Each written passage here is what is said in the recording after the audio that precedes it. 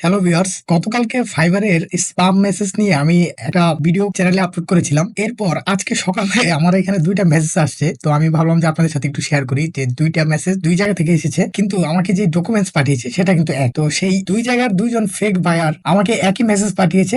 দেখুন যে এই হচ্ছে ১ম জন অ্যালেক্স। তো সে হচ্ছে ফাইবারে আছে ২৫ জুন থেকে, মানে এই মাসেই তার অ্যাকাউন্টও করা। সে আমাকে মেসেজটা পাঠিয়েছে কোত্থেকে? ইউনাইটেড কিংডম থেকে। তো সে যুক্তরাষ্ট্রের একজন বায়ার, সে ফেক বায়ার আরকি। তো আমাকে সে মেসেজটা পাঠিয়েছে। আরেকজন আরবি গার্কি 57, সে আমাকে মেসেজটা পাঠিয়েছে কোত্থেকে আপনারা দেখেন। সেও কিন্তু নতুন, মানে এই মাসেই তার অ্যাকাউন্টও করা, জুন ২০২৫। এবং সে কোত্থেকে পাঠিয়েছে? পোল্যান্ড থেকে। তো এই যে ২ জন, যে ২ জায়গার ব্যক্তি, তারা কিন্তু আমাকে একই মেসেজ পাঠিয়েছে। কিভাবে আমি আপনাদের দেখাচ্ছি। এই যে ১ম জন যে আমাকে মেসেজটা পাঠিয়েছিল, তার ডকুমেন্টসটা একটু আপনাদের শেয়ার করছি।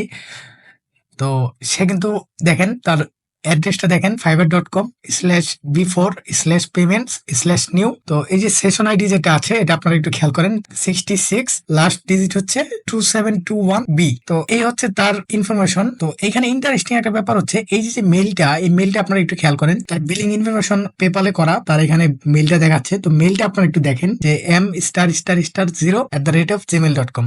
আরেকজন ফেক বায়ার যে আমাকে হচ্ছে পিডিএফ পাঠিয়েছে, দেখেন যে তার যে অ্যাড্রেস সেম, সেশন আইডি 66 এবং শেষে 7271B, এবং তার যে মেইলটা আছে সেটাও কিন্তু m***0@gmail.com। এই হচ্ছে দুজন দু দেশের ফেক বায়ার, তারা কিন্তু আমাকে একই মেসেজ পাঠিয়েছে। তার মানে কি, আপনারা কিন্তু অলরেডি বুঝে গেছেন যে তারা কিন্তু একজন স্ক্রিনশট পাঠিয়েছে, আরেকজন সেটাকে পিডিএফ এ কনভার্ট করে তারা আমাকে পাঠিয়েছে। এখন এই অনলাইনের যুগে এসে আপনি যখন অনলাইনে কাজ করতে যাবেন, আপনি যে কোনো ক্ষেত্রে এরকম অনেক ফেক বায়ার পাবেন, অনেক স্পাম বা হচ্ছে ফ্রড অ্যাকাউন্ট পাবেন। তারা আপনাকে যেভাবে বলবে, আপনি যদি তাদের মতো করে কাজ করেন, তাহলে কিন্তু আপনি সব শেষ হয়ে যাবে। আপনার পিসিতে বা মোবাইল ফোনে তারা মেলওয়্যার ঢুকানোর ট্রাই করে। আমি গত ভিডিওতে খুব ভালোভাবে বলেছিলাম, তো আজকেও একই কথা বলবো যে আপনারা আসলে একটু সাবধানে কাজ করবেন।